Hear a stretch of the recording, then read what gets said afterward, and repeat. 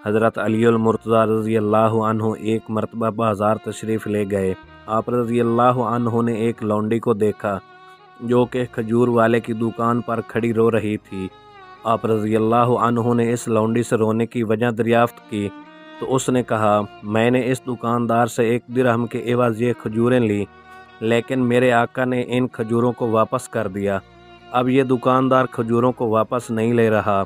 حضرت علی المرتضیٰ رضی اللہ عنہ نے اس لونڈی کی سفارش اس دکاندار سے کی تو دکاندار، جو کہ آپ رضی اللہ عنہ کو جانتا نہ تھا، اس نے انکار کر دیا۔ اس دوران چند لوگ اس دکان پر اکٹھے ہو گئے اور انہوں نے آپ رضی اللہ عنہ کو پہچانتے ہوئے دکاندار سے کہا، یہ امیر المؤمنین ہیں۔ دکاندار یہ بات سن کر گھبرا گیا۔ حضرت علی المرتضیٰ رضی اللہ عنہ نے فرمایا، لوگوں کا حق پورا ادا کرو۔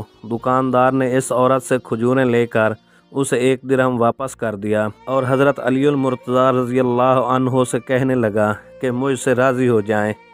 حضرت علی المرتضیٰ رضی اللہ عنہ نے فرمایا، اگر تم لوگوں کا حق ادا پورا کرو گے تو میں تم سے خوش ہوں گا۔